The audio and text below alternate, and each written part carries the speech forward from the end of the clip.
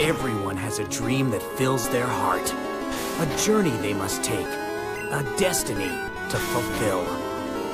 As close as your imagination exists a magical place where wondrous creatures with incredible powers help make dreams come true. It's the world of Pokemon.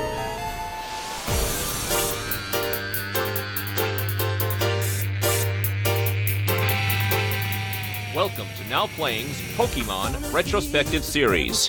Prepare for more trouble than you've ever seen. And make it double. We're on the big screen. Part of Now Playing's video game movie review series. Enough of the game. Hosted by Arnie. So you're addicted to caffeine. I could stop whenever I want. These are just choices. Another round, extra shot. Black is night, thank you, sweetie. Justin. Get me the hell out of here! And Stuart. To them, this is just one more challenge. They follow their hearts. That is what sets them apart and will make them Pokemon masters. This podcast may contain detailed plot spoilers and mild language. This is what a Frenchman would call caliente fiesta. Listener discretion is advised. We're gonna do this, you and me.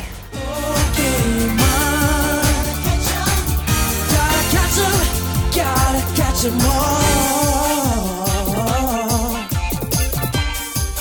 Today we're discussing Pokemon Heroes, Latios and Latias, or guardian gods of the capital of water.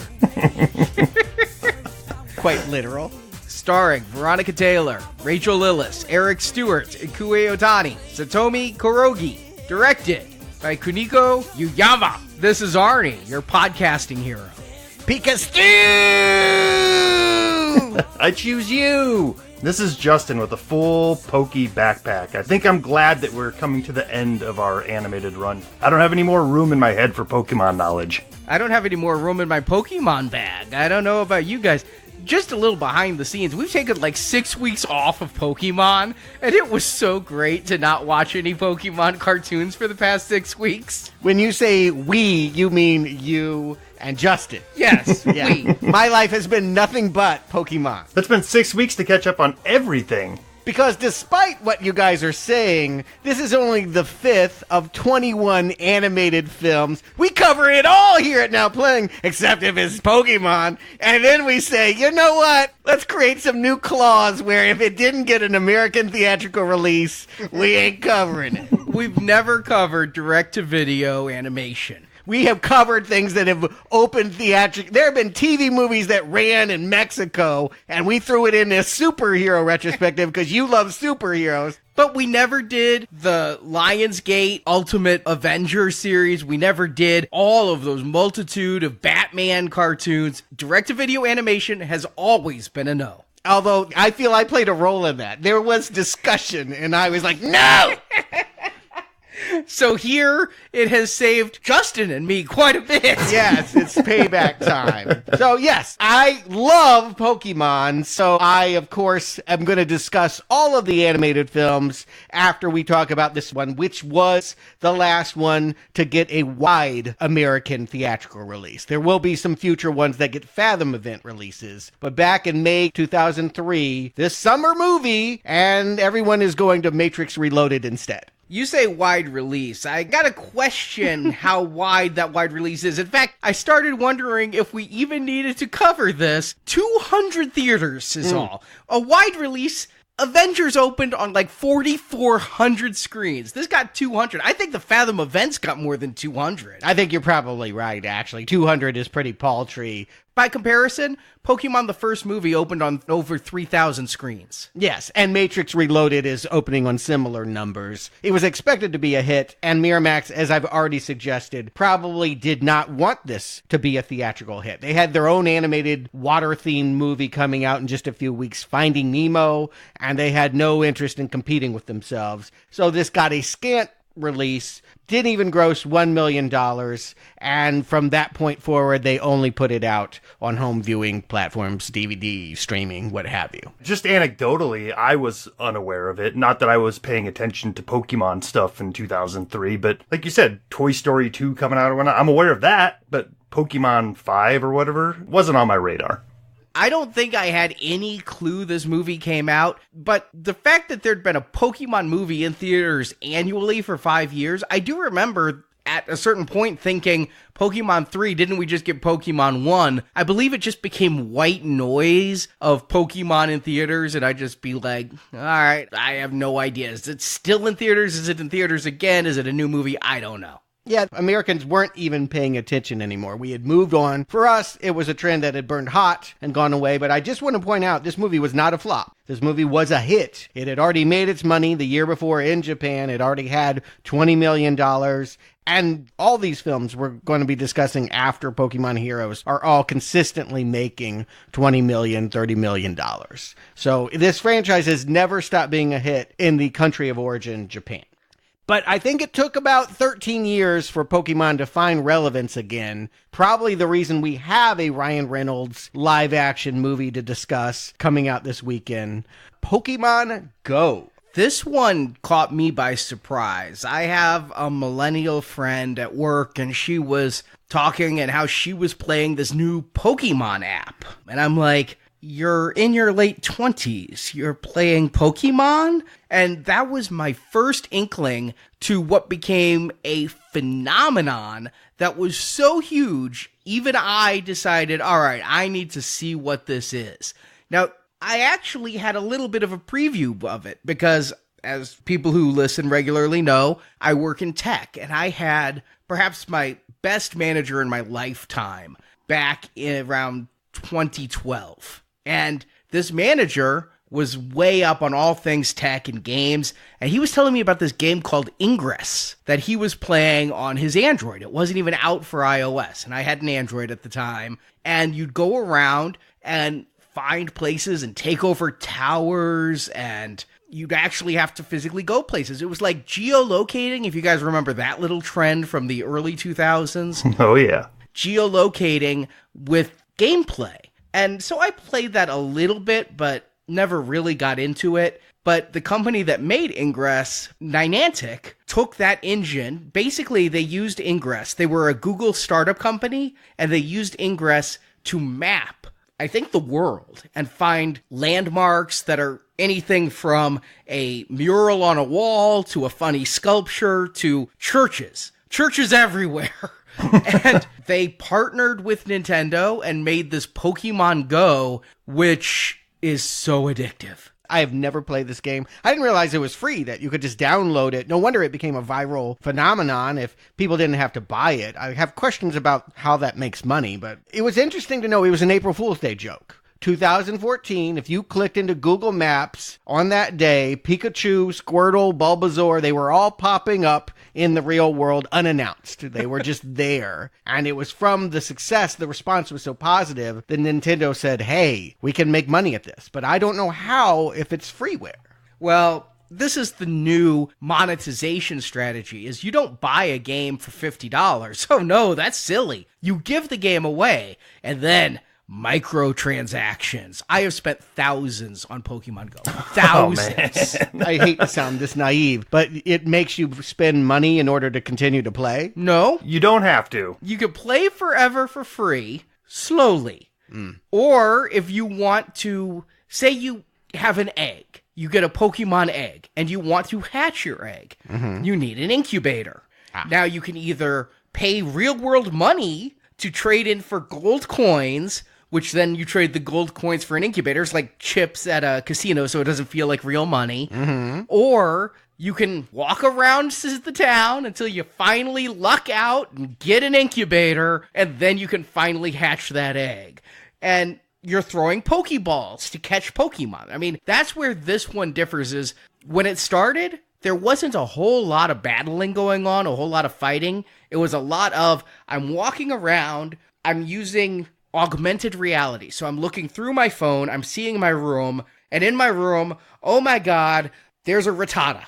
And so I'm throwing Pokeballs at this frittata and need to catch it.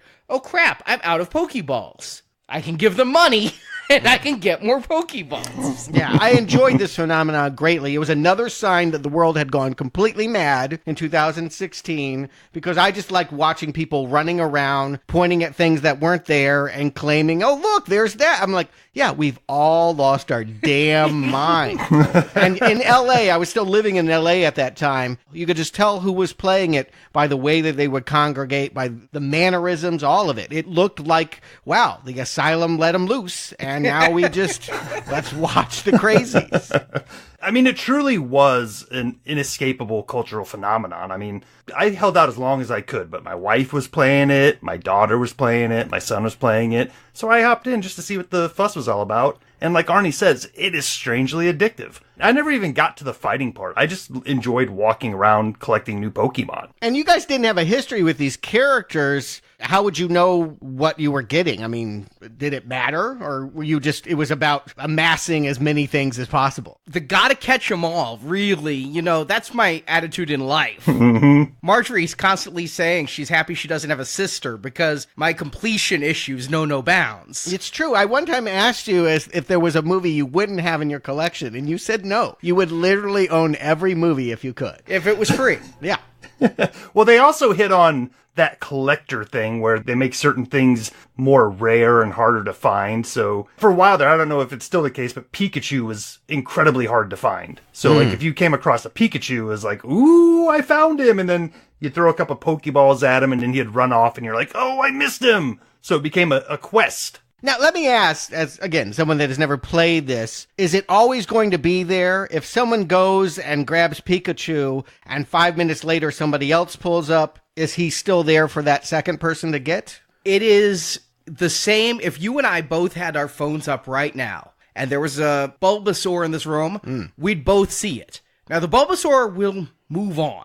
But for this period of time, the computer will say there's a Bulbasaur in the room. Everybody who's playing will see the Bulbasaur in the room with a couple limitations. If you get above level 30, you see different things than people below level 30, things like that. But I will never forget how addicted I got to this. I don't know if this is actually in the Suicide Squad show, if it made the final cut. Suicide Squad came out in 2016. I wanted to see it in IMAX, which required me driving up to Bloomington, Illinois, because we didn't have an IMAX in town back then. So it was about an 80-minute drive. So I get there at 7 o'clock, get out around 9:30. I then proceed to drive all around Bloomington for about an hour and a half looking for Pokemon, which is incredibly safe to be driving a car and looking for Pokemon. Yeah, I mean, we wouldn't be the only one guilty of such a thing. I mean, this was a phenomenon that happened as an unfortunate consequence of the popularity. As people couldn't turn off their phone and they wanted to find them, and car crashes aplenty. And there's plenty of YouTube videos of people walking into fountains and things, which is hysterical. But then I remember after Suicide Squad, I finally got back to Springfield. I'm driving around Springfield looking for Pokemon. It's 2 a.m. I'm sitting in a church parking lot. Gotta get my fix, man. It is crazy. And then I actually had a come to Jesus moment in a church parking lot of what am I doing? And I did quit the game shortly thereafter. It launched in like July or August, which is perfect for the Midwest because you want to go to parks. That's the whole thing. They said this game would cure the childhood obesity epidemic because it encouraged walking. You want to hatch that egg? Go walk 10 kilometers to hatch that egg. And it really did work. I was walking parks. I was walking all around. I was driving some places, but I was walking a ton. And then it got cold. And then it got real easy to quit.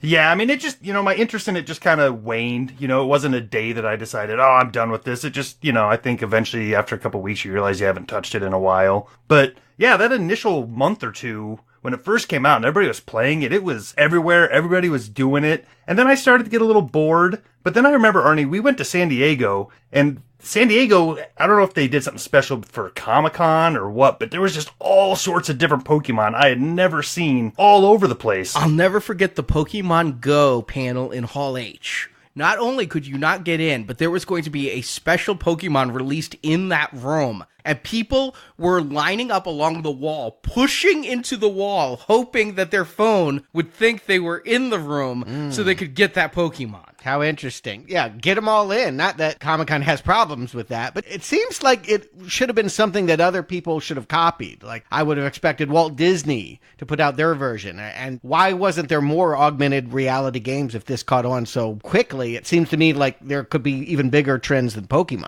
I think the key is the Niantic engine that knows the world and has the photos. It has the locations. You need to have a map.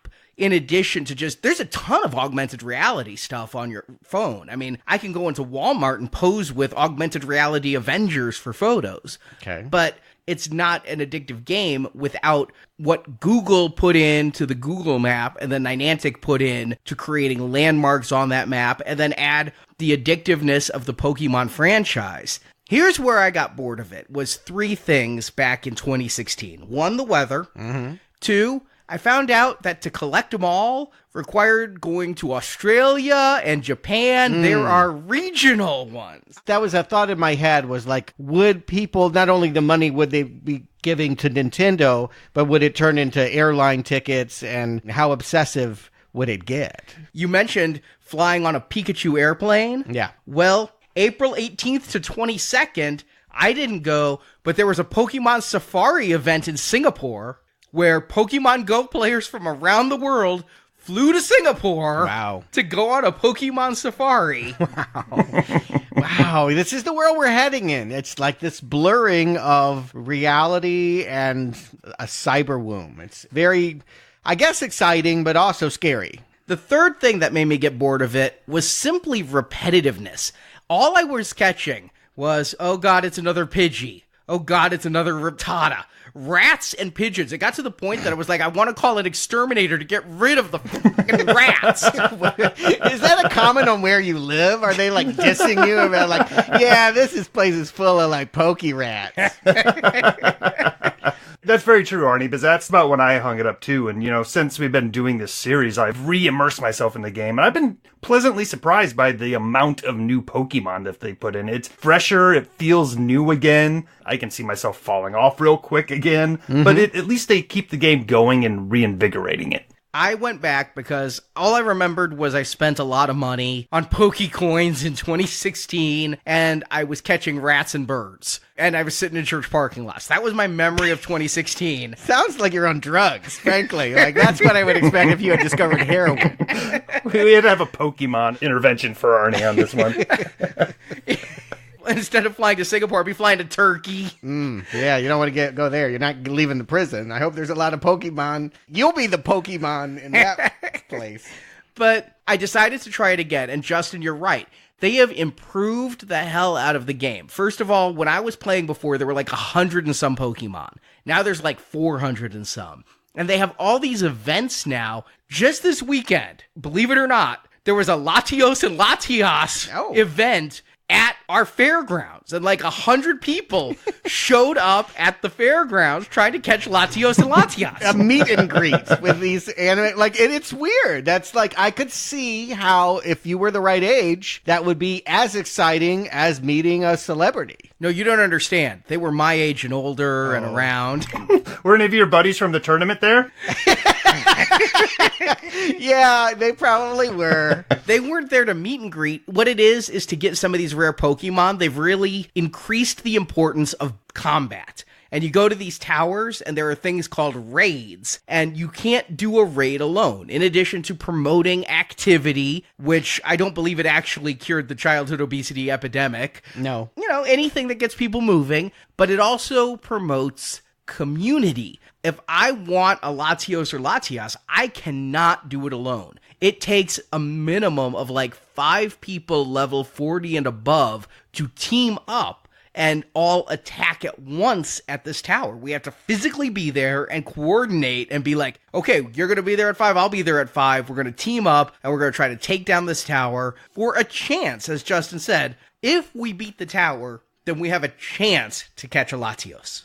Okay, well, I guess there's an upside, but of course this also brings me to my pokey controversy of the week, and that's this game created as many problems as it seemed to enchant people. I mean, what I saw was 3 major systemic continuing problems with the game. One is, I think the problem with anything involving a cell phone. People are not paying attention to what's around them, and this leads to people, literally someone walked off a cliff. I mean, fatalities. People walk into traffic. Maybe it would have been the same if they were watching a movie on Netflix. Maybe we can't put this on Pokemon. Somebody fell into the Grand Canyon last week taking a selfie. Yeah. I mean, there's a certain level of awareness. Sure, but the game makers can't feel good to know that they place Pokemon strategically next to places where people died. I mean, that's just strange. And then weirder, help me understand this one, because I didn't quite get it. But I guess robbers were hanging out at certain Pokestops with the idea that this will be a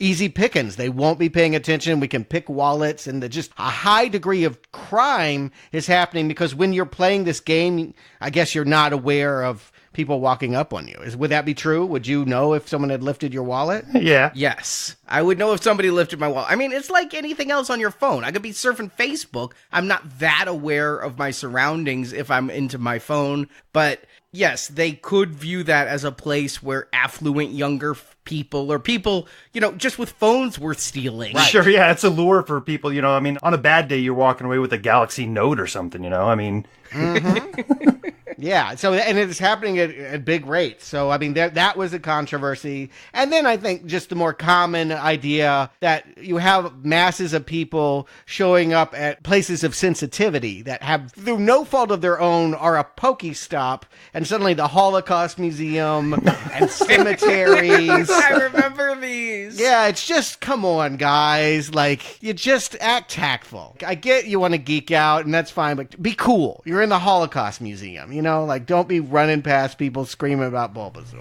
It's just... I mentioned, when we talked about evolution, the Catholic Church took the stand that Pokemon was good, that it did bring people together, that it was about friendship. They had a changing perspective once people started showing up at church trying to grab these monsters. They were like, this is irritating. They went to the Pope. They ended up coming up with something kind of ingenious. I don't think it's caught on to the same extreme, but my unusual merchandise of the week, it's not really a Pokemon, but it's certainly derived from the Pokemon Go phenomenon. Have you guys heard of Follow JC Go? Oh, no. Oh, yes. $7. You can download it on your Android or your iPhone. Is this the VeggieTales of the Pokemon world? No. It's not creatures. Do you collect all the apostles? You can meet saints, and they all are hovering around wanting to tell you about the magic of Jesus and how to change your life. It takes you to churches. So instead of having people going there to get monsters, it becomes a way of, like, you meet friends. They end up calling them E-teams. Evangelical teams is what that stands for, but the idea is that not only are you going to collaborate, but you're going to then start pulling out your own Bibles and learning new stuff. It was their idea, I guess it's the state of churches in America at this point, but a way of cashing in on something that was popular and hooking people on getting back into church for the original intention. I remember back in 16, one of the big news stories was places are like, we don't want to be a Pokestop. We are a fine dining establishment. I mean, there's one place that, yes, Marjorie and I, we'd eaten there in the past, but we became regulars at this restaurant because it was 2 Pokestops and a gym if you were sitting at a good table.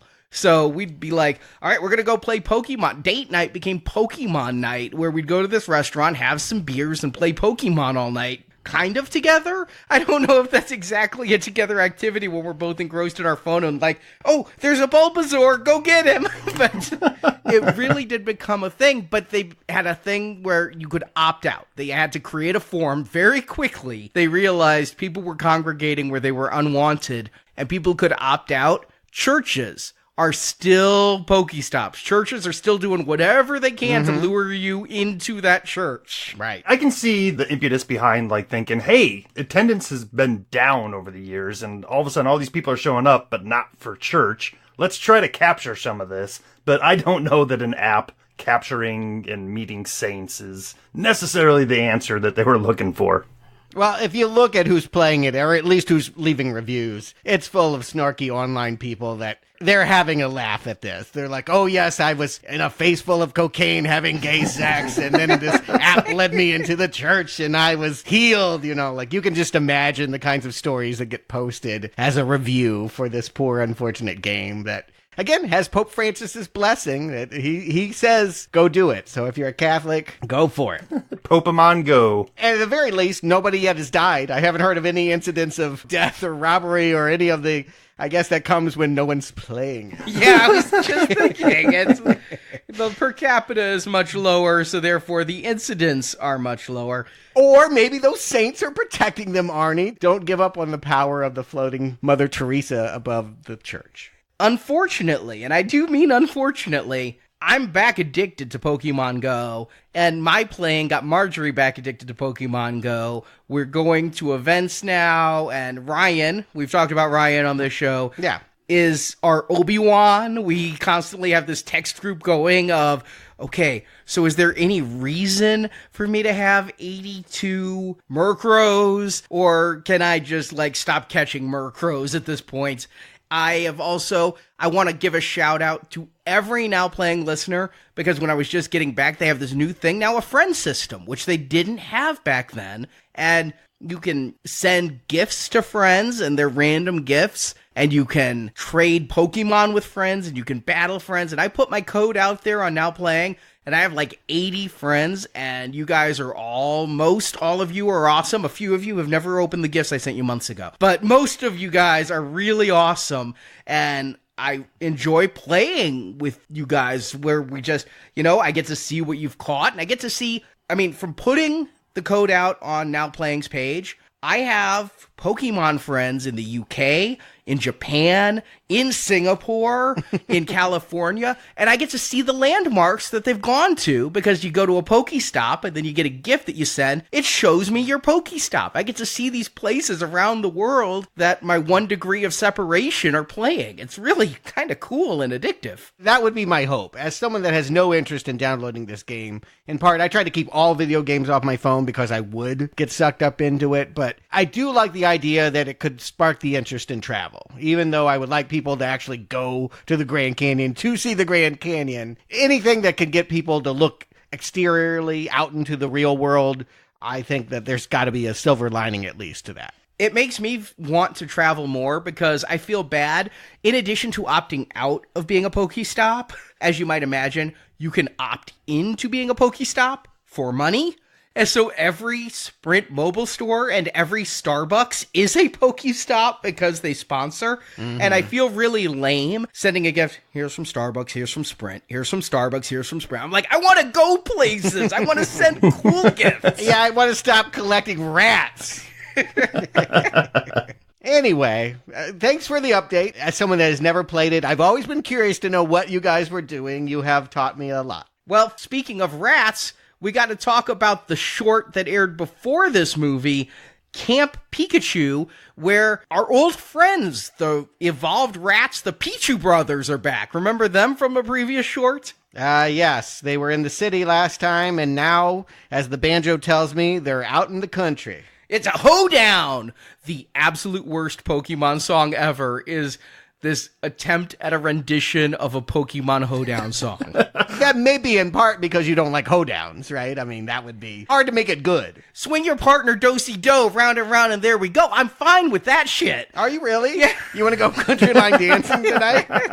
We can make it a Pokestop if you prefer. Yeah, when I was watching this, I was like, I wonder which way Arnie's going to go on this, because you're either going to love this song or you're going to hate this song. I'm kind of surprised to find out that you hated it. I thought it was kind of catchy, especially for this short for preschool kids. It's more catchy than some of the other ones we've had. I have nothing more to say about these shorts. I've said my piece. They don't really have a plot. They really aren't about doing too much. This one maybe was a little bit more on the Looney Tunes funny side than some, but at the end of the day, this is made for children that haven't learned how to form words yet. It is for the Teletubbies crowd in my mind. I did find myself at a bit of a migraine-inducing point when there was a conversation. Why? Why not? Why? Why not?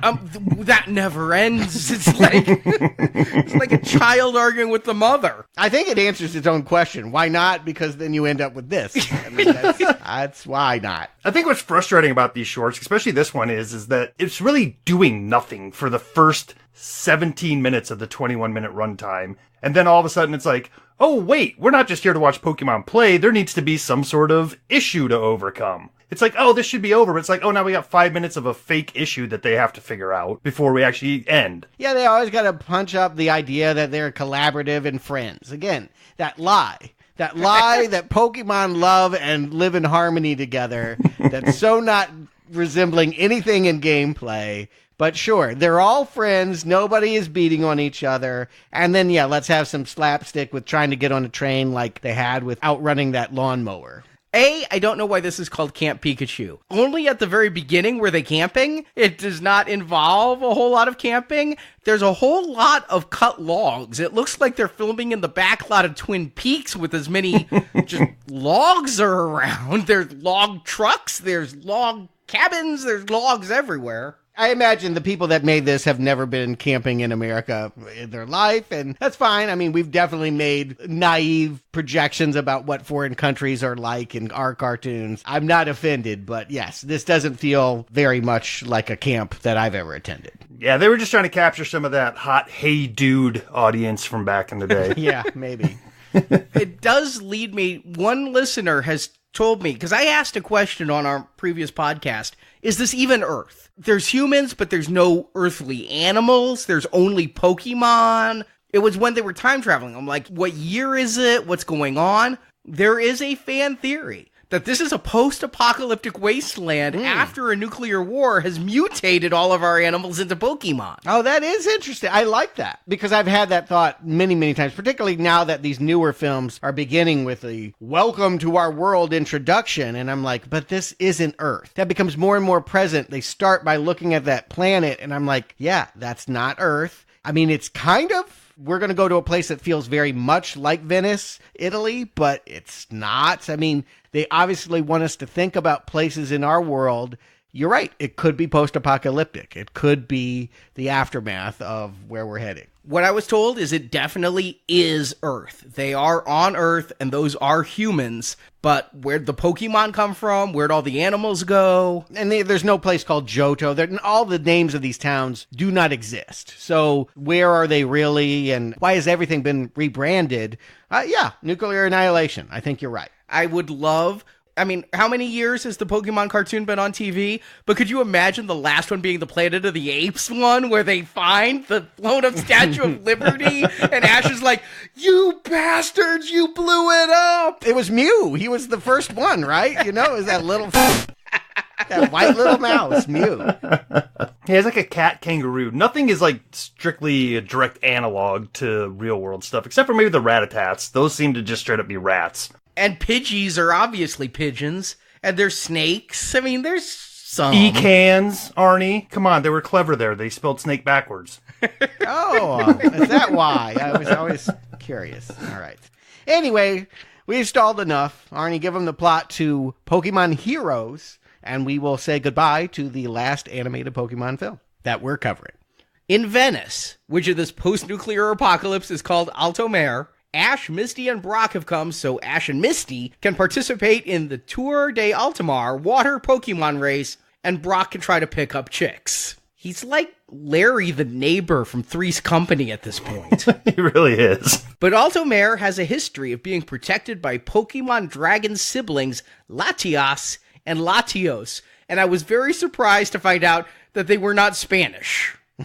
I thought it was Latin. Well, you know, it's Italy. There's some crossover there. It's a romantic language. These special Pokemon can change shape even into humans or turn invisible. The power of these two mythical Pokemon draw the attention of Team Rocket members Annie and Oakley, who bring all their tech to the town to try and capture Latias and Latios. They end up clashing with Ash and Pikachu after Latias, in human form of a girl, has taken a liking to Ash. Annie and Oakley steal a gem called the Soul Dew, which contains the soul of Latios' father, also a Latios, and Annie and Oakley use the Soul Dew to power the city's defense mechanism with the goal of capturing Latios and Latias. And they do capture Latios, and then they resurrect 2 extinct Pokemon, Kabutops and Aerodactyl, who go after Latias. I'm still speaking English, and to the Pokemon fans, this means something.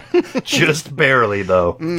But the defense machine gets out of control, and the Soul Dew is destroyed. Ash, Pikachu, and Latias save Latios, but the machine causes a tidal wave that's going to destroy the city. Latias and Latios stops the wave, but at the cost of Latios' life. And, like his father before him, his soul becomes a new Soul Dew. And Ash and friends go off for another adventure that I won't ever watch as credits roll. And as we get started, we're reminded that Team Rocket is more than Jesse and James. They must have every serial killer or notorious person. There's a Jeffrey and Dahmer somewhere wandering around.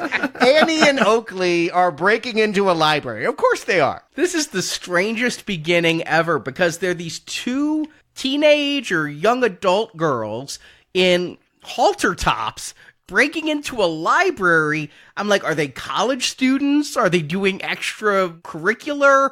Why are they leaving a rose for the librarian? I do not understand what's going on. It's going to turn out they are on a quest where they're seeking forbidden knowledge about Pokemon that's kept in like a school library so that they can go capture Latias and Latios. Yeah, they haven't heard of the internet yet. Yeah, I mean, they look like they're on break from a Hot Topic or something, and like, I'm not really following why they're here or what they're doing, but it's feeling a little bit more like a spy thriller at this point, so I'm somewhat interested. It's a different tone than we've seen in the previous movies. It reminded me of not necessarily a spy thriller, but Jay and Silent Bob Strike Back. Yes! Which had the 5 hot thieves. When these 2 snag a zip line to escape the library, for some reason, I'm just thinking of Elijah Dushku trying to do all those moves in Jay and Silent Bob. What I like about it is it reminds us that Team Rocket are not doofuses. We can think because the ones we know are always chasing Pikachu, and every episode they are thwarted and usually only kind of are sitting around and eating. Like, I mean, they're not even working that hard at what they're supposedly trying to do for Giovanni. Here's people that I actually think are formidable. They actually have cool tech. They successfully break in and break out of this thing. They have a flying car. Finally, we have like a satisfying villain. That's the role that Team Rocket should always be playing, but they never have. They're like the worst employee at your office. The ones who come to work but don't do anything, that take the paycheck but are just always in the break room, and you wonder why they aren't fired yet. I've noticed a severe decline in their performance from movie 1 to movie 5, where movie 1 and 2, they seem to really be out to catch Pikachu, and then they kind of teamed up a little bit in movie 3, and by movie 5, they're just like, can I have some ice cream? Well, maybe their boss thinks they're named Meowth. Sorry, it's Meowth, okay? Meowth. It seems like their character arc, it would make more sense if they were wannabes of Team Rocket. You know, like they were trying to become part of Team Rocket, so they're always trying to prove themselves and falling short, while a real member of Team Rocket is actually the real villain. Like, because that's what we've been seeing in all these movies, but just to call them Team Rocket, I think, kind of diminishes the whole organization in my mind. And there are other teams. I mean, there's Team Magma. There are other agencies I've seen in episodes and installments that use them. They could be from a rival gang, but I think the point is they're going to get Giovanni's work done, and they drag in Jesse, James, and Meowth into the fun because they realize, hey, we're being passed up. These girls are doing the work that we should be doing. And they're doing it with some amazing gravity-defying hair. They're like Afro puffs that just keep like a prairie skyline. It's amazing. I haven't thought about Afro puffs since I was listening to the Above the Rim soundtrack. Which was probably yesterday. At any rate, I'm a little bit more excited than I may normally be. It feels like there's just a little bit more adrenaline to this story and a little bit more mystery. What are they doing? What are they trying to find? And then we get the beautiful canals of Venice that have been, yes, rebranded as Alta Mare. Yeah, I'll agree with you. I was excited about that opening, and then this becomes the exact same Pokemon movie we have reviewed 4 times previously. It's going to start with a strange Pokemon competition. This time it's going to be a race. There's always a Pokemon battle or Pokemon competition while the opening credits play. And then there's going to be some earth-shaking proportion mass casualty Pokemon-related thing that Ash must stop. Yeah, but I mean, I lost my shit when this happened. I had never seen this before. They let Misty do something. She wins this chariot race. It's a water chariot canal race against Ash. I'm like, lady, why don't you sit down? She wins! Now, admittedly, it's because invisible dragons are pulling Ash away, and his poor Totodile is confused and going down the wrong canal. But, I mean, the last time Misty entered a contest, she had to walk up and down in a catwalk in a bathing suit. So, hats off, chick. You got to do something. It's only been 5 years. And she beat the champion, who isn't mad. He's just going to hit on her. He's like, well, if I can't get a trophy, maybe I'll get a piece. I'm like, is this going to be a movie about Misty? This guy will go away very quickly. And in fact, he's like, why don't you come with me? And then all of a sudden, like, Brock is there, and Pokemon was like, I meant, like, you and me in a gondola. I like wasn't meaning your whole posse. I love that he's like, so here's a restaurant for seafood, and there's ice cream if you're still hungry around the corner. See ya! And take your crappy little monsters off my boat. It does remind me of a blind date I went on where the waiter came and said 1 check or 2, and my date looked at me expectantly, and I went, 2 checks! If ever there was an opportunity for Brock to show his true character, he would have seen that they were cock blocking and helped the bro out. But yeah, no nookie for Misty. How old is she? She's still 10, right? It's been 5 years. You keep telling me that. No, she is at least legal in Alabama. Post-apocalyptic 10, which is really like 22, so.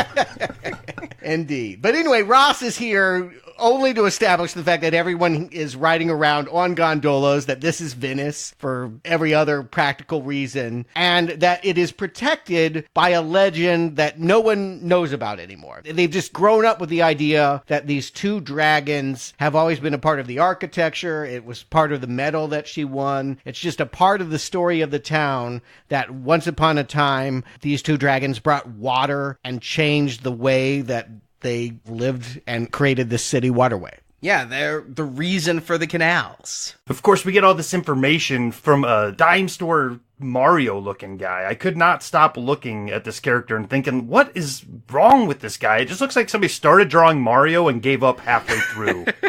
That's Italian, you know, like in Japan. What do we know about Italy? Mario. Who knows? Yes, I watched the behind-the-scenes footage of this, the making of, which I was like, oh my god, am I going to have to hear an hour's talking of animators? No, it was 2 minutes of scenic, like, how I spent my Venice vacation photos. Behind the scenes, this is not a movie where I'm wondering what's going on behind the scenes. I'm barely wondering what's going on in front of me. But Annie and Oakley are here. They are trying to find these legendary dragon Pokemon, and we can put 1 and 1 together and realize that was probably the psychic disturbance that had Ash lose the race to begin with. And it will all come to a head because Annie and Oakley have thermal scanners. They're looking around and they can tell that one of the dragons has taken human form and are tracking her. I've never seen a Pokemon except for a Ditto that could shapeshift. Is this a first for you, Stuart, with all you've seen? I mean, there's later ones, and no, it's not the first time, but I called her the girl with the dragon hairdo. I mean, it's you can tell she's a dragon, just the, you know, she doesn't have to open her mouth and flames come out. No, look at that hairdo. That's the dragon. We didn't need the thermal scan. Except she's mimicking a real human girl friend of hers who is not a dragon and has the same hair. True. Yeah. Maybe she just a wannabe dragon. Anyway, this leads to the first battle. I gotta say, a pretty good one. You get my goat whenever you throw out spiders. I hadn't seen the spider Pokemon before. Ariados. Then there's some cat, too. I didn't care about the cat. But I actually felt like Annie and Oakley had scarier Pokemon than I'd seen. And they're abducting her. I mean, I don't want to oversell this, but everything is feeling a little bit more exciting, a little bit more adrenalized, a little bit more like a normal spy movie. Hey, I'm right there with you. I'm not saying my hopes are up, but to what we're looking at so far is holding my attention more so than previous installments. I mean, just like you said, we're in a approximation of Venice, and so that's a good change of scenery. We're getting some chases, we're getting some new Pokemon, some new characters. I'm along for the ride so far. And I'm kind of wondering where this is going to go and how it's going to turn into Ash is the chosen one again. We're going to get there. Don't worry. It doesn't take long. I mean, Ash comes along and sees Pokemon attacking what appears to be a human, which, I mean, that's a no-no. The Pokemon don't go after humans. They only beat on each other. And he's going to step in. I'm 10 years old and you shouldn't be doing this. Yeah, well, and this is what I'm saying. Like, she's being webbed up by the spider and all. I don't know, it's kind of creeped me out. And Pikachu gets to save her. It's so good. But the dragon girl gets away, and they meet the caretakers. This is where they meet Lorenzo, who is running a museum where, embedded in the floor are fossils of the original Pokemon. And they have this giant machine called the Defense Mechanism of Altamare. I mean, if you had such a device, would you really put it in a public place? I mean, that's like letting us tour the nuclear silos. I mean, let's not bring the public in here. They're going to screw it up, you know. In the original draft, it was called Deus Ex Machina, you know? It's like, that's too on the nose, so we're gonna just slightly twist it. But yeah, now we're getting a little bit of, Pokemon history. Like you said, going into this, we don't know what the world is, but now we know that they've been around long enough to be fossilized. That's kind of a neat nugget of information. Yeah, it was an idea that they hinted at with the first movie, that there were ancient Pokemon that went extinct, and that was why the Jurassic Park people had to go and create Mewtwo. I do like that.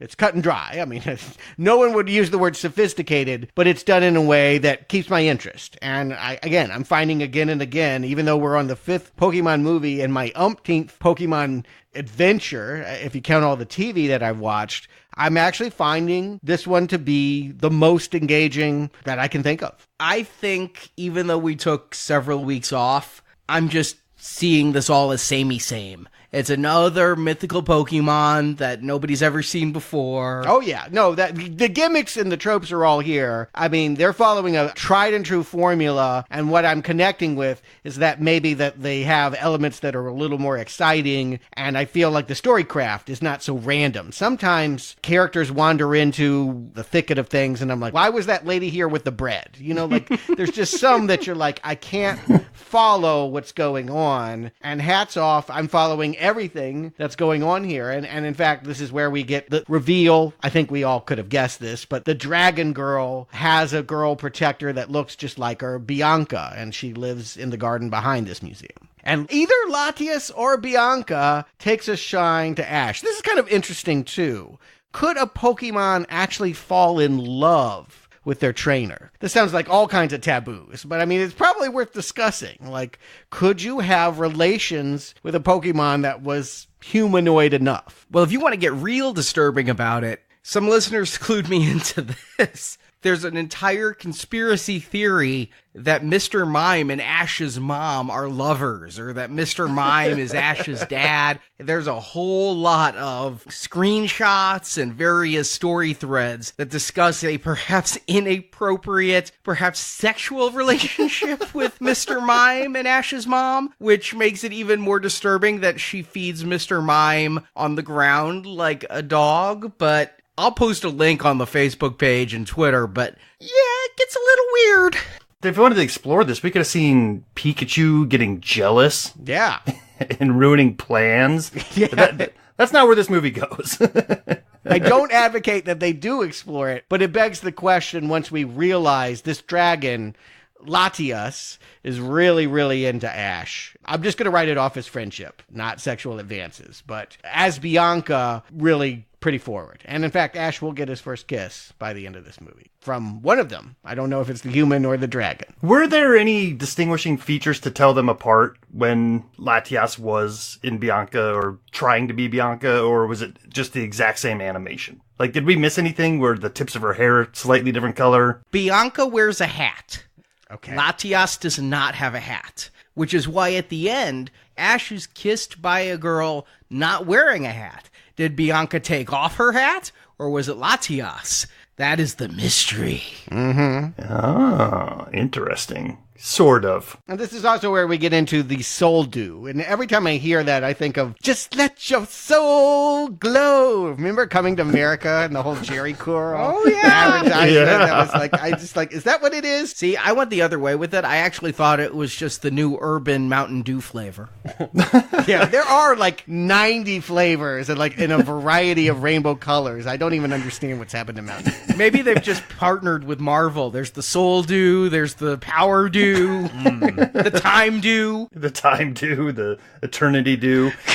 No, it's a big stone in a fountain that, of course, is the engine to power the big defense device that lives in the museum. I mean, again, to a 5-year-old, they're going to be able to follow this. They're going to maybe even anticipate some of this. But I think that's an improvement. To tell a story that a 5-year-old can understand is not something I always feel they do. This is the point of the movie where I was like, oh, yep, we're watching a children's Pokemon movie. Because no sooner do they tell us what the Soul Dew is and how it must be protected at every cost, the very next scene is nobody watching over the Soul Dew. Imagine that, yes. Very important. Now let's all walk away. But I mean, to your point, Stuart, you're right. They're setting up a plot device for children to be able to follow and feel like they're anticipating. So from that angle, fine, great. I just really hate when they really nail something over the head like that. And then it's like, oh, okay, so this is what's going to be stolen very soon. Yeah, we all have seen animation in this day and age. I'll just cite Powerpuff Girls, where it speaks enough to adults that you can find things in it that are attractive. And Pokemon just doesn't court that audience. I think the only adult audience that might be intrigued watching this are people that buy the games and want to see teases for Pokemon that are soon going to be able to be caught. Yeah, I agree. I was thinking Teen Titans Go, or we've reviewed several appeal to multiple audiences movies that are animation. And this one, yeah, it's like they're not even sure if Latios and Latias are real, yet they're floating around the city. The people think it's a myth, yet a little girl is friends with them. You know, it's targeting a higher age than Camp Pikachu, but only a little. Right. And we're not in the demographic and we're not invited. So we might as well just kind of get to the end here because connecting the dots that they take 20 minutes to draw the line for, we can see that Annie and Oakley are going to get into this fountain, get one of the dragons, and try to activate the machine. Listen, there are so many Pokemon montages in this one with them playing. There's the water race. Latios and Latias play with Ash and Pikachu. You know, the run P on this one is like 5 minutes at a time. Yeah, it's 70 minutes long. I think it's one of the shortest we've reviewed, and it almost could have been trimmed down to maybe not a half-hour episode, but they could have done like a special two-parter. I mean, this more than any other movie we've had before, this feels like an episode of the show. But well-drawn. Again, I'm not knocking it for that. It just does feel formulaic in the way that episodic television does. One of the formulas we've seen with these movies is they're usually cel-drawn animation, pretty classical style. I mean, probably Flash or something like that. But they get to some 3D rendered, looks like they robbed something out of Pixar thing. And that's what this city defense tower is it looks like they're now suddenly playing Quake. Yeah, we've had some cool shots of I think some of the chases where they're running down the canals and all have also felt like 3D modeling, and it captures your attention. It's crude. I mean, I want to point out it doesn't look great. It at least makes it feel more cinematic than the show. Hey, I said they're playing Quake, not the latest Call of Duty. Right. Yeah, and they kind of had like a steampunk vibe to it before steampunk was a big thing, and I don't know if that was the limitations of their rendering budget or whatnot, but by the time this part rolls around, I'm starting to get like flashbacks of which Tomb Raider was it where we ended up in that cave with the time machine? Was it the first one? Yeah, it was. Yeah, a device very similar to this with spinning orbs and orbiting things, you know, and I was like, oh, okay. Of course, this is going to lead to one of our antagonists turning exceptionally evil and power hungry and causing destruction of the city. I actually kind of appreciate that they did differentiate Annie and Oakley just a little bit all the way from the beginning, because Oakley was the one that's like, we got to stay on task, we got to do this, and Annie's like, oh, a jewel, it's shiny. You know, like there's one that's a girly girl that's in it because she wants to get this soul dew, and the other one that does seem to have some egomania. and psychopathic tendencies. I was actually happy for the same reason. While one did seem more into the gem and one didn't, I still took them pretty similarly. They seemed to be on the same page. Until Oakley gets to that machine and is like, I will kill them all! And Ashley's like, wait, what? What? It was a little bit too much. I'm trying to figure out, was it something in the stone? It almost felt like she had been possessed by magic. Usually we think of a character like this being corrupted in some way. Maybe this is just her true self. Once you get into the chair of a cockpit of a machine this powerful, something broke in her, and suddenly she is ready to lock down the city like grates and gates are smashing down and all the water is running out. And suddenly it's coming back as a giant tidal wave. And no one in the city ever thought to look at what this machine does, or no, there's some myth about it. I think at some point a scientist needed to look into this and be like, oh, this machine can kill us all. I would assume that, yes, that it had that power, which is why Lorenzo was the caretaker of both. He ran the museum, and then quietly, he was one of the few people, he and his granddaughter Bianca were the only ones that knew the thing that ran it, the Soldu, was in the fountain out back. So I guess he took it upon himself to be the guy guarding the secret. Not very well, though. Hey, I have a machine of death. Let's put the keys under a rock in my backyard. It does remind me of those terribly fake rocks where you put your house key. As a latchkey kid, I always thought those were so cool. Before we get too far away from it, there's quite a few scenes of, like Arnie said, Pokemon adventures and fights and whatnot. But one thing that they've done pretty well throughout this series is sound design. Like, each of the creatures, they sound like cartoony voices, at least, the very least. I mean, sure, it's humans just saying the name of the Pokemon. But when they were capturing Latias, it literally just sounded like a 29-year-old lady screaming at the top of her lungs. It pulled me so far out of this. I was like, am I watching a weird version of this, or is that really the sound they went with? And specifically 29 years old, not 28.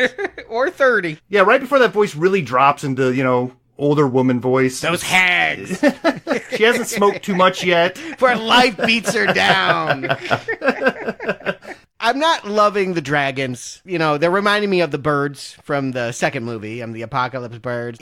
Some of it is my own issues. I don't really like birds or flying things. It's just not attractive to me, so I'm not having the connection with them. But they're doing their best. They establish that Ash and Latios can have a psychic bond, that there's this sight-seeing phenomenon in which Latios can project his POV into the minds of humans that might want to know what he's thinking and doing. And that was another 3D effect that they do, and it's interesting. I mean, it's not quite a POV shot. It's not quite in the mind of. It's kind of half and half. Yeah, it's weird. I mean, we're literally watching them float around in a bubble. And it's a little confusing as to, like, if I was 6 years old, I'm not sure if I would understand what they were trying to say here. But other movies that have tried to do this, like The Beastmaster, where, the Beastmaster goes into the body of a raven and he can see what the raven sees. Sure, they just put like a little acorn shape around the lens to make it seem like you're looking through the eye of a bird. But yeah, this works. I mean, I'm not quite sure how they're going to pull something like this off and make it totally understandable to kids what they're trying to show them.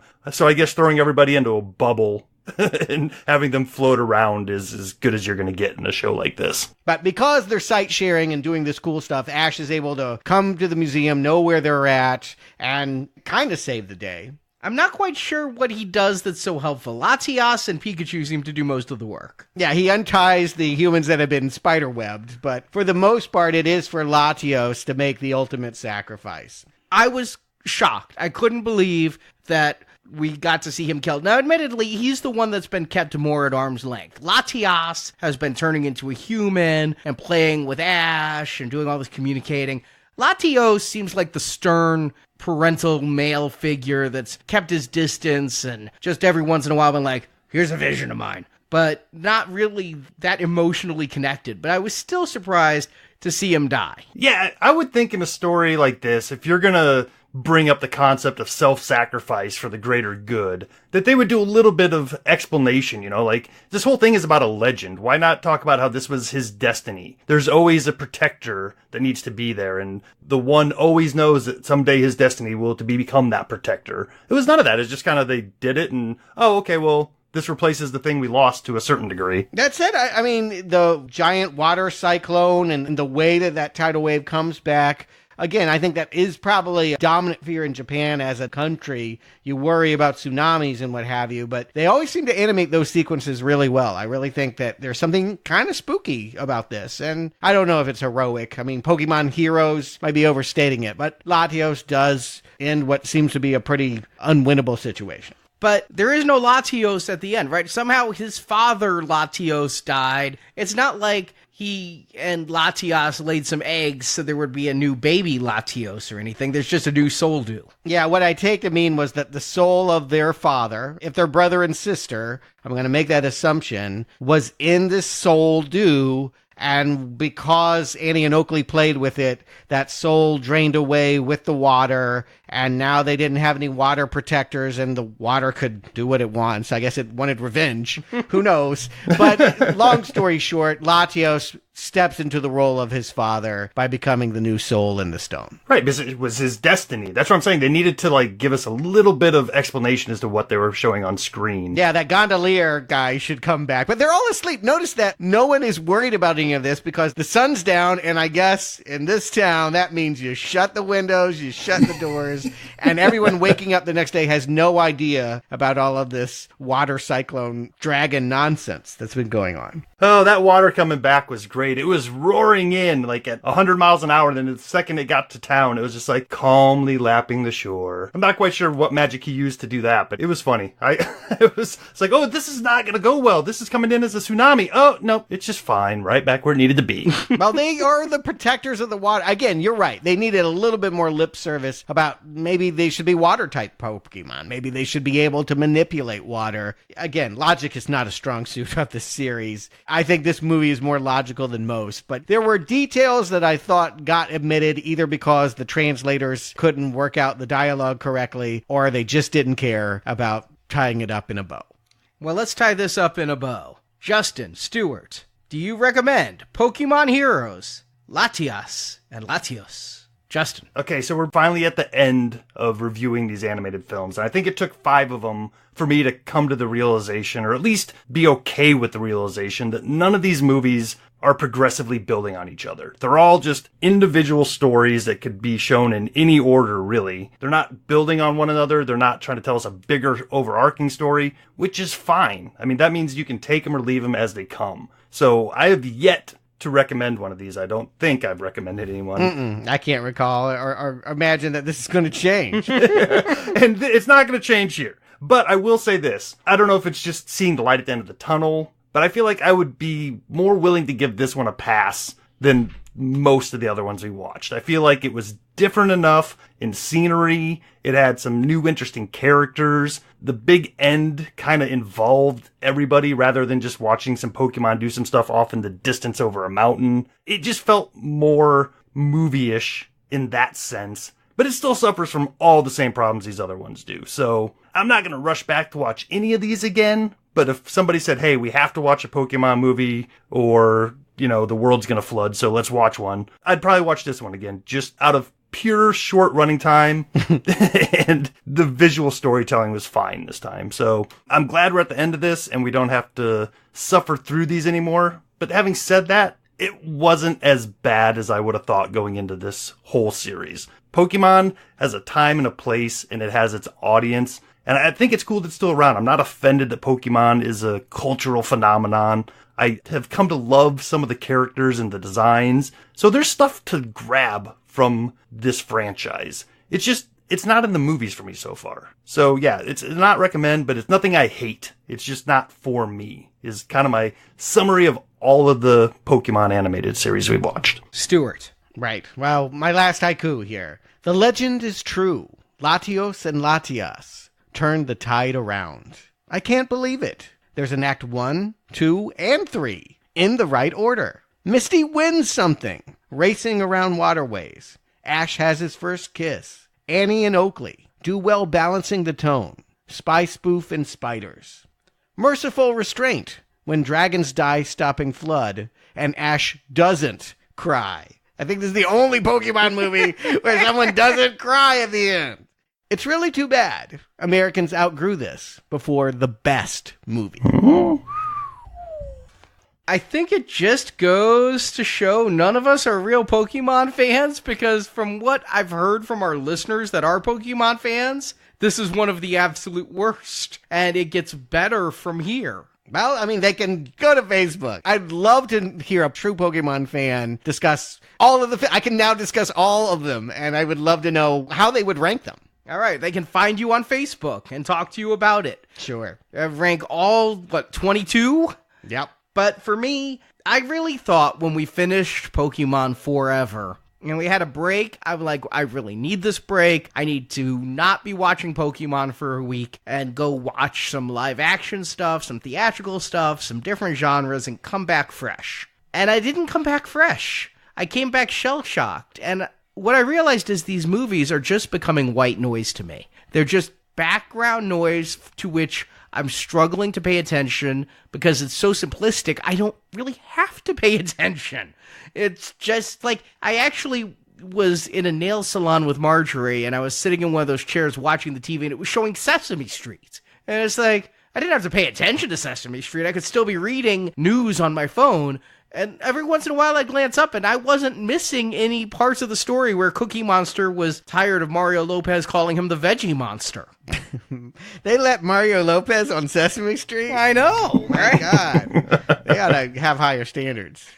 So, I really can't recommend this. I don't know if I really recommend any of them. I gave a Green Arrow once in a while around here. I recommended the first one, and I still think Mewtwo's storyline is the only one to ever really intrigue me and have the only character complexity I've seen in any Pokemon, short or long here. It's a not recommend, and I'm just so ambivalent at this point. I mean, I could just sleep through these. There's just nothing. I'm just so glad. I'm really excited for Detective Pikachu.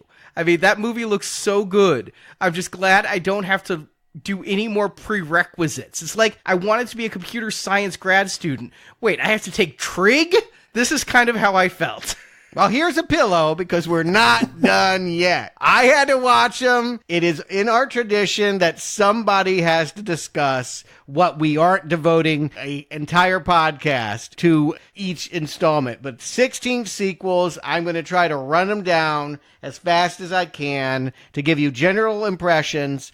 The short version, Justin, is if you haven't been sold already, nothing that's coming is going to change your mind, with the exception of maybe one. There might be one of them that you might want to check out. But let's just start. It is the year 2003, and they are in the 7th season of the show. It's called Pokemon Advance Generation, because Pokemon games are now being released for Game Boy Advance. Misty has taken her bike and gone home, and they're reshuffling the deck. Some of the classic characters are gone, and they're bringing in new people. And that's always exciting because it's a crossroads, right? If people have been playing this game for 7 years, we now know if they were 10 years old, like Ash when they started, they're now thinking about going to college, getting a job, going to the Iraq War. It's 2003 after all. Wow. I mean, they are living in a different headspace. Can we take this franchise and grow with them? Pokemon 6 says, hell no. Your wish is denied. Jirachi Wishmaker is set in a circus, okay? And like Team Rocket are dressed up as clowns, and the whole thing is about this little cutesy one. It's kind of like a Celebi wannabe, where it's like whimpering because the ringmaster has it all tied up. It's using its wishes to make tricks at the circus or what have you. That is not aging up, right? So, like, I'm disappointed. Some franchises like Harry Potter, they grew with their audience. They knew each new movie we can get away with being a little more sophisticated and scary. And this said, no, actually, we need a character younger than Ash. He gets a new companion, Max, who's 7 years old, not even old enough to be a Pokemon trainer. And of course, he and Jirachi are going to bond. It actually has the most ridiculous ending of any Pokemon movie because this creature, it gets its power from a comet, which I guess means it has to float up to space at the end to go to the comet. And the little Max is standing there crying, and he doesn't have the vocabulary to sing him a goodbye song, so he just extemporaneously makes a theme song going, do do do do do do do do, and everyone joins in. It is hilarious. It is the cheesiest Pokemon moment of all time, which is no small feat, gotta say. But it got better after this point. Once I sucked it up and realized what we were saying, this series is never going to get smarter. It's never going to make stuff for us. It doesn't care that we're 40, they're staying 10, and really a young 10. Like, I don't even know if 10-year-olds would really groove to this. Once I got in that mode, I found the next couple to be pretty good, in part because they were kind of taking ideas off of what was popular, what was in Hollywood movies at the time. Destiny Deoxys is about as close to John Carpenter's Thing as Pokemon's ever going to get. There is a scary tentacle creature coming from space, landing in the Arctic, giving some poor Eskimo kid anxiety disorder. And for the first half, there's actually some cool, vaguely horror movie kinds of stuff before Ash brings alien and child together to be friends. I mean, they're always got to go that route. Like, there's no way there's not going to turn into tentacle porn. We're not going to do that with Pokemon. Number 8. Lucario and the Mystery of Mew. Little white flying thingy. They threw everything in this one. I'll say this, I wasn't bored. There's like a disgruntled ninja dog named Lucario. There's girl spies. There's a Lord of the Ring epic battle where you see all these Pokemon on the battlefield racing at each other. So it's better than Endgame. Maybe. You know what? There was one truly disturbing scene where rock monsters are making Team Rocket melt. It has a Raiders of the Lost Ark cover your kid's eyes quality to it. It was something. I don't know if it was good, but it held my interest. And then the next one, movie 9, took a page from Captain Jack Sparrow, and Ash heads out to the high seas to fight pirates. It's called Pokemon Ranger and the Temple of the Sea. And if that sounds like it needs an Indiana Jones in the title, that's exactly what they were trying to go for with that one. And we have now reached the year 2007. No more Game Boy Advance. They're moving on. This is the DS era. We're now in the animated series Diamond and Pearl, which does not have Prince in it. Unfortunately, it has a Prince babe, maybe. Dawn has joined the cast, traveling around. There's no more Brock or anything. The fashionista, Pokemon coordinator, Dawn, and Ash are now traveling around to some new land. It doesn't really matter. Did they dump Cousin Oliver, too? Yeah, he's long gone. I don't care what Max is doing. But Arnie, you might want to give movie 10 a try. I'm going to say Rise of Dark Rai is the best shot you have for having a renewed interest in an animated Pokemon movie. It's a big hit. It is actually the highest grossing Pokemon movie after the first two. This one was a resurgence in Japan. Nightmare inducing. It's a Freddy Krueger Pokemon. It goes around and makes people fall down and they have weird, trippy dreams. Of course, he's got to turn cool and be the good guy at the end, and it's not that good. I don't want to oversell it, but I do feel like it's a step up. If there was a short list of ones you should see that you haven't, Rise of Dark Rai, number 10, go with that one. I'm your Pokemon now, Nancy. Followed by one of the worst, I gotta say, Giratina and the Space Ranger. It's not Giratina's fault. They had this whole arc. It started with Dark Rai, where we're gonna bring in time and space Pokemon. And Giratina was one that came out of a black hole or something. It's this space worm. It's kind of cool, but for some reason, Pokemon movies sometimes just like to cede the floor to the cute one. And I usually grit my teeth on the Celebes and all of that. I'm like, don't make me do this. This is the worst one. Shaymin is the gratitude Pokemon, and I got no gratitude for this. Basically, it's farting. It's like a farting hedgehog that has this very high voice. Everything is if you wanted to design a torture Pokemon, it is Shaymin. I just couldn't stand him. It's the first true burning red arrow. I hate this film. It won't be the last. But movie 12, pretty good. Arceus and the Jewel of Life kind of gets Pokemon back to origins. Before tech, we go back in time and see an Olympic Games and what Pokemon fighting was back in ancient Greece. So again, no Pokeballs, no Pokédeck, no tech. It looked kind of cool, and Arceus is like Pegasus. He's like this white horse Pokemon. Anytime you can connect it to an origin and tell us where it all began, I think, we've talked about the fossils or Mewtwo and all of that. I think that tends to hook me a little bit more is when I can get context for all these monsters. And Arceus has it. Number 13, unlucky number 13, tends to be one that's hated on. If I were going to put a Pokemon cartoon in our book of underrated movies, Zoroark, Master of Illusions, is better than anyone's giving it credit for. Everyone's hating on this thing. I'm here to tell them they are wrong because it's one of the few that I actually thought had topical subtext and extractable life lessons. We talked about that, where a lot of the Pokemon movies are like, well, what the hell did that mean? This is the year 2010. It's coming out. Obama is president, but they are on the cutting edge about talking about fake news. The villain is controlling a shape-shifting Pokemon and making a city believe that it's being destroyed by Entei from the third movie and Suicune from the fourth movie. And everyone has to realize that what they see on TV is not to be trusted. I think a really valuable message. If they're going to make Pokemon movies for the primary audience of being impressionable children, then yeah, put in morals like that. I think this one was a good one. And then it gets really bad. Like, I hating my life bad. My second least favorite one, movie 14, they tried to do what they do with the games.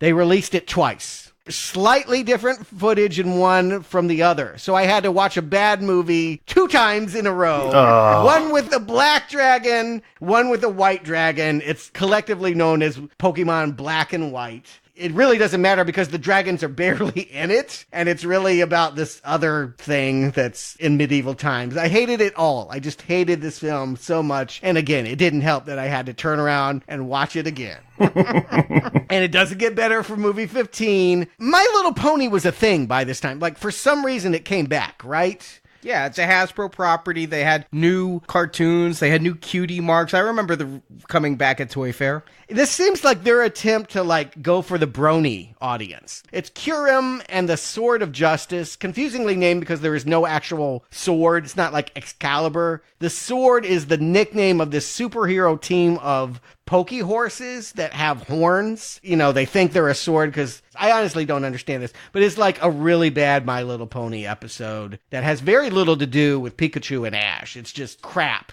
And again, it felt like the franchise was in flame out. I could see the grosses even in Japan, this thing is dipping. We're now in 2012, 2013. Who cares? I don't know. I got a few more to get through here. Sorry, guys. Movie 16, Genesect and the Legend Awakened. Kind of interesting in that it brings Mewtwo back, but be warned if you're one of those cultural warriors that got really pissed about female Ghostbusters and Rey being the better Jedi than Luke. They have made Mewtwo's voiced by a woman now. And it doesn't actually work. I mean, it's not because it's a woman. It's just the whole agenda of Mewtwo has changed. I kind of liked him in the first movie, but here he's fighting fossils and it's just lazy and bad. And then the worst one. I can actually say I hope to never see a worse Pokemon movie than number 17, Diancie and the Cocoon of Destruction, which basically posits what would it be like to have a Pokemon that acted and looked like Paris Hilton. It is made out of jewels and is a prissy airhead and wants to learn our human ways by going shopping with Ash and Pikachu at the mall. She can just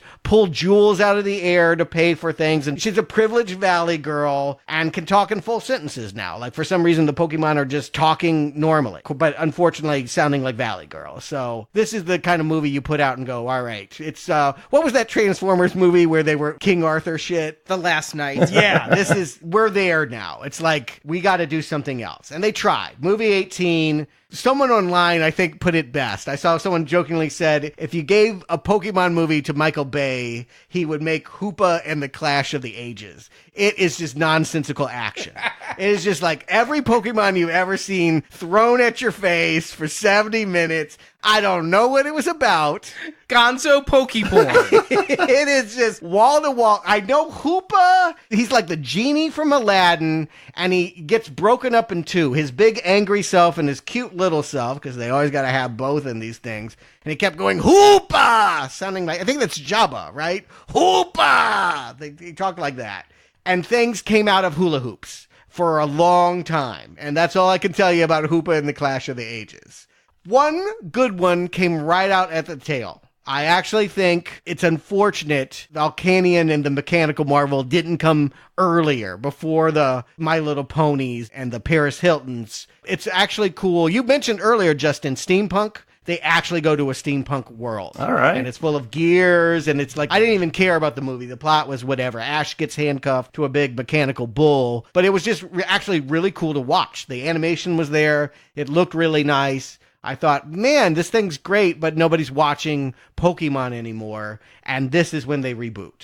Movie number 20 is one that finally gets commercially released here in America as a Fathom event and gets the box office up again. Pokemon I Choose You. They remake the very first episode. They're starting over. So it is Ash waking up on his 10th birthday again, meeting Pikachu, not getting along, seeing the crows, doing everything that they did in half an hour as a 90-minute movie now. I think, Justin, you've said that's what you wanted all along, something to establish the relationships. They have done it pretty well. If I were going to recommend one for you as someone that's given this series 5 red arrows, Pokemon I Choose You. That might be your best shot. Well, it only took them 20 tries, right? Yeah, it only took 20 movies. And then they totally screwed the pooch because the next one they release is one of the worst. I was like, oh, they rebooted it. They're giving it more class. And then Pokemon The Power of Us. It's strange because there's like 12 human characters in it. I don't even know who the Pokemon are in it, but they have all these storylines about a wind festival, and I couldn't tell you. I have no idea what was going on. You literally just lose track of the character. My closest comparison is John Carpenter's The Fog. There's some kind of festival, and 50 years before, some Pokemon caught on fire for reasons, don't know, and then they're coming back. And a lot of town people have thoughts about it.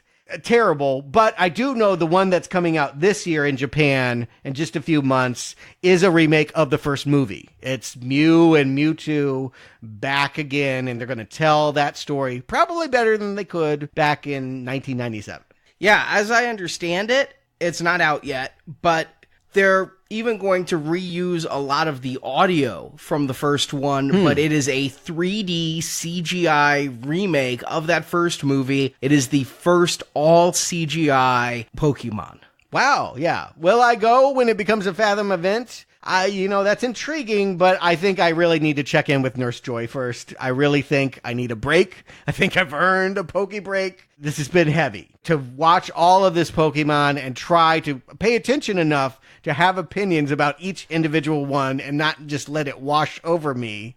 Here's what I promise. If they make a sequel to Detective Pikachu, I will catch up with all the animated films they release in between, and I'll let you know. And I'll probably have some enjoyment about it. But I think for now, I'm really good on Pokemon. And honestly, Arnie, you said you're excited about this movie. I fear it might be the worst of the whole bunch. Oh, no. It's got Ryan Reynolds in it. Yeah.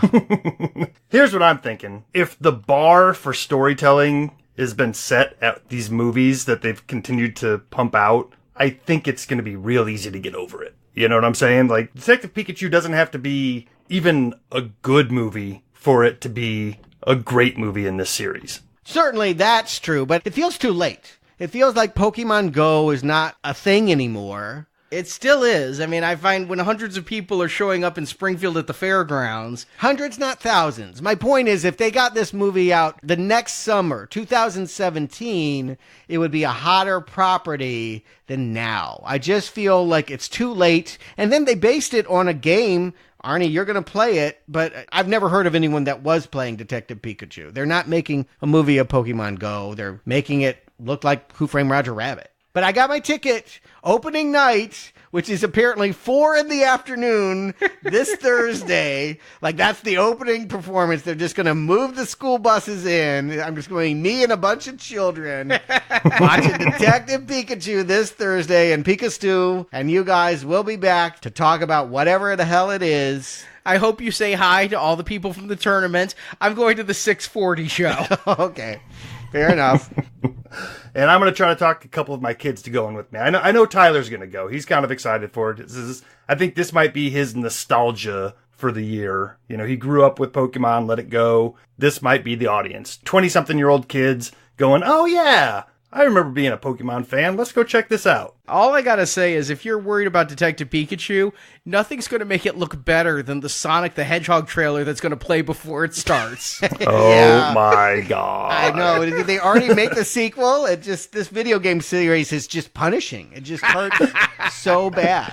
I honestly, if you guys told me Sonic the Hedgehog was live action, I repressed that knowledge until I saw Jim Carrey as Dr. Robotnik, and I just went, wait, what? Yeah, my Thanksgiving just got a whole lot worse. Another turkey to eat. So, yes, that's going to be next week. We finally close the ball on the Pokemon series with Detective Pikachu. It looks like Deadpool Light to me, so I will be happy for that. I mean, can we underline that point? Getting Ryan Reynolds is not the audience. Like, people that like Deadpool are not going to want to see him do this. Have you seen Ryan? Have you met Ryan? Okay, a majority of people... Did you go to the tournament with me? A majority of people that love Deadpool are not going to look at this and say, well, I'm going to do it for Ryan Reynolds. Hell, look at any other movie Ryan Reynolds makes. He is only a star when he is starring as Deadpool. I don't think that this is going to take. Oh, Van Wilder would argue with that. Well, that's going real back. I'm talking about now. Yeah, I mean, here's what I'm kind of thinking and hoping is that they kind of treat this movie the same way the Brady Bunch movie did when they came out. It was like, sure, the Brady Bunch had a little bit of a love letter to the series, but also had enough gumption to make fun of it. And I kind of feel like that's the rope they're going to try to walk here, is not be precious about Pokemon and make fun of it a little bit, but still not stomp on your nostalgia. And that movie did surprise me. I was like, I don't want to see no Brady Bunch movie, and someone pushed it on me. And I had a halfway good time with it. You're right. If they can hit that tone, then it's going to be Green Arrows. For me, it's not going to be very hard to be the best Pokemon movie I've ever seen. But what does that really mean? Does that mean you're excited? You're going to love this? You're going to want to see the sequels? Listen, I said it before, I'll say it again. I would be going to see Detective Pikachu this weekend with or without Now Playing's retrospective series. Wow. You really mean that? Yes. Okay. It was the only reason I was happy to do a Pokemon retrospective series is, hey, if I'm going to the theaters, I might as well record a podcast on it. The trailer came out before Endgame, and all I heard was one guy turn to his wife and say, you're going to make me go to that, aren't you? Meanwhile, if you're in the mood for more animated live-action fare this Friday, join the three of us. If you're a patron of $10 or more, Who Framed Roger Rabbit is our May patron review. Yeah, not unlike how Shazam reminded me of Big, seeing these trailers for Detective Pikachu had me thinking back on what was a huge film in 1988, but never got a sequel, seems somewhat forgotten. Is it still a cultural touchstone, or was it just a moment in time? We'll discuss that and more this Friday. And then next week, we return to our donation series, The Platinum Level, with Lethal Weapon. You can find out all the details at nowplayingpodcast.com/donate. So Justin, Stuart, thank you for joining me. And until next time, I'm going to take my Pokeballs and go home. Game over.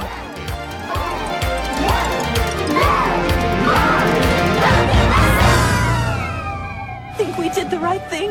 I know we did the right thing, Jessie. And it feels great. Well, this is it then. Let's not say goodbye. Let's just say we're gonna die. Thank you for listening to this episode of Now Playing Podcast. We hope you've enjoyed the show. A celebration of the harmony between humans and Pokemon. Come back to NowPlayingPodcast.com each week for another new movie review podcast.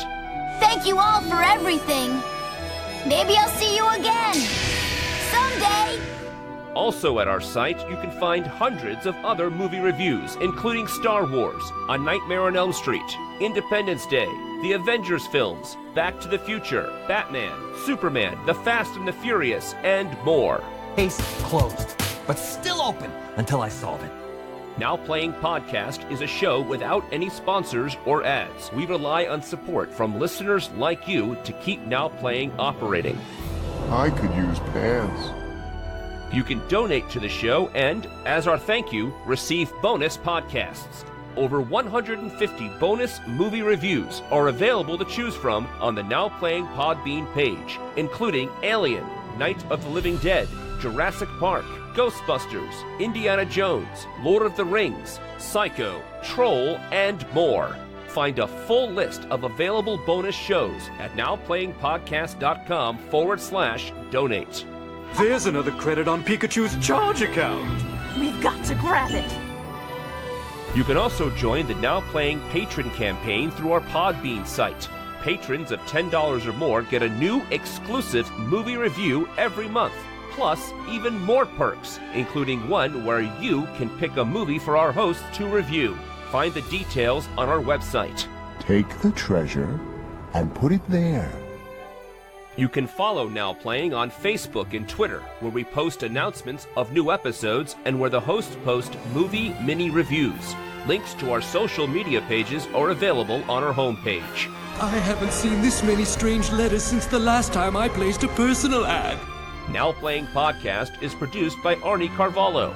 Yeah, you're right. I can do it. I'm the chosen one. Associate produced by Jason Latham. He's always the hero. We're always a zero. Now Playing is edited by Stephen, Heath, and Arnie. Humans may have created me, but they will never enslave me. This cannot be my destiny. Now Playing credits read by Brock. Did you just understand me? Oh my god, you can understand me! Stop! I've been so lonely! The opinions expressed on Now Playing are those of the individual hosts and may not reflect the opinion of Venganza Media Incorporated. That's a twist. That's very twisty. Venganza Media Incorporated is not affiliated with the motion pictures reviewed or otherwise referred to herein. All movie clips and music included in this podcast are the intellectual property of their respective copyright holders. They are included here for the purpose of review and no infringement is intended. He's saying you can shove it. What? I can shove it? Now Playing Podcast is an exclusive trademark of Venganza Media Incorporated and may not be used without the expressed written permission of Venganza Media Incorporated. All rights reserved. Listen up. We got ways to make you talk. Or mine. Now Playing is a Venganza Media production, copyright 2019, and no part of this show may be reproduced, repurposed, or redistributed without the written permission of Venganza Media Incorporated. I know, you can't understand me, but I will electrocute you!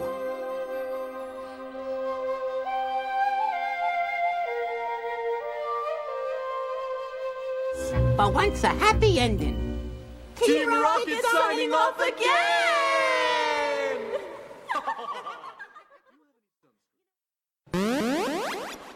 Starring Rika Matsumoto, Mayumi Izuka, Yuji Udia.